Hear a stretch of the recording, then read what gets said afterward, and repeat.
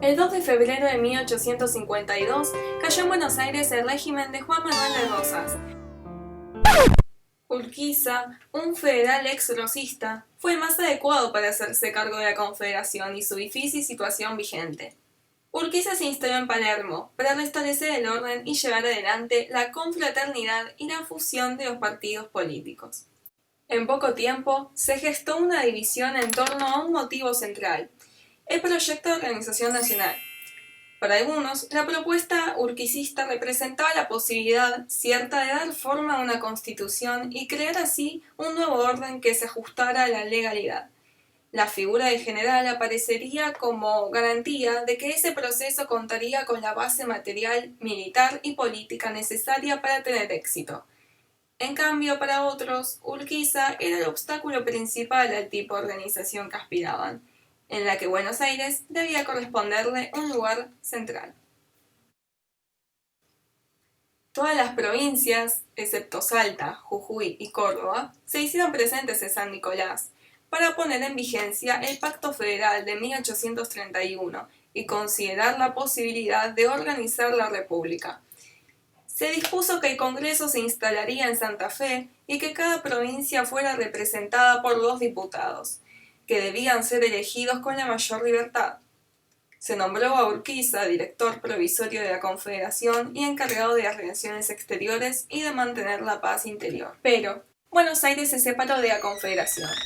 Comenzó una etapa de reafirmación de la autonomía porteña marcada por el retiro de los diputados de la Convención Constituyente, la reasunción del manejo de las relaciones exteriores, la difusión de discursos en contra de Urquiza. Mientras tanto, en Santa Fe, el Congreso reunido sancionó la ansiada Constitución Nacional.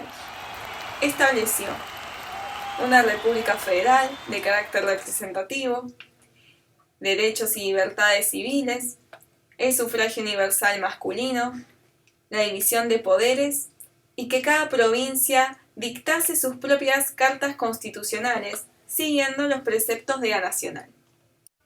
Urquiza buscó ampliar su liderazgo y concretar su política de fusión de partidos. El 1 de noviembre de 1853, Urquiza ganó por amplia mayoría las elecciones y se convirtió en el presidente, mientras que Salvador María de Carril en vicepresidente.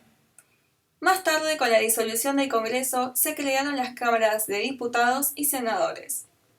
Mientras el Poder Ejecutivo y Legislativo logró organizarse con rapidez, el judicial resultó problemático.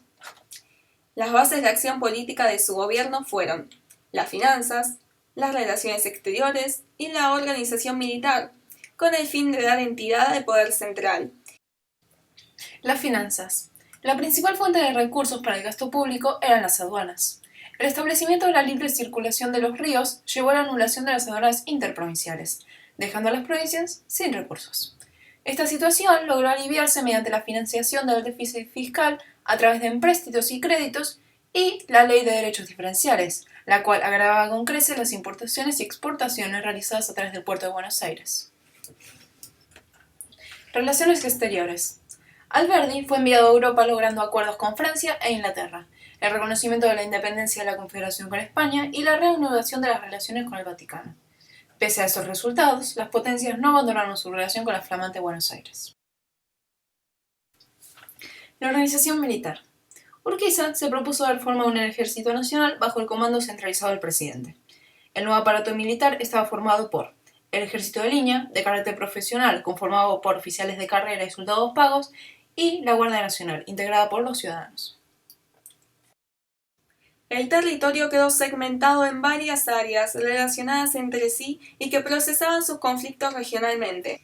El gobierno nacional buscó crear un orden que subordinara a los poderes locales, pero la persistencia de conflictos intra- e interprovinciales resultaron en una inestabilidad recurrente. En su relativo aislamiento, Buenos Aires construyó una república a su manera.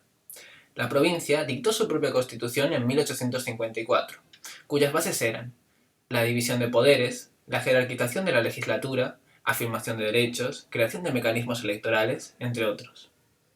La sanción de la Carta Orgánica consagró los principios liberales en el Estado de Buenos Aires, dando lugar a la revitalización del espacio político.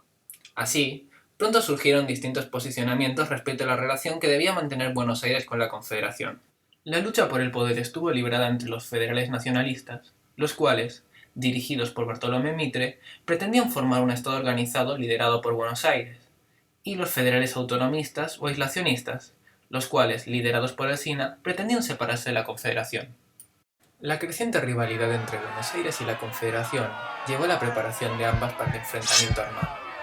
En 1859, unos 8.000 hombres por Buenos Aires y unos 10.000 por la Confederación libraron batalla en Cepeda, resultando en el triunfo de Urquiza.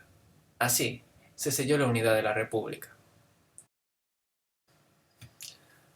Pero, ¿por qué sucedió esto? Algunos historiadores defienden que el resultado de la batalla fue pactado previamente entre los líderes de ambos bandos. Sea cual sea la realidad, en los hechos la figura de ambos se vio fortalecida. Urquiza salió como el vencedor y garante de la unidad de la República, mientras que Mitre aprovechó la situación de crisis del gobierno aislacionista de Alsina para conquistar el poder en las urnas e imponer su proyecto nacionalista. Tras la batalla, Buenos Aires se integró a la Confederación con la condición de revisión de los artículos de la Constitución Nacional.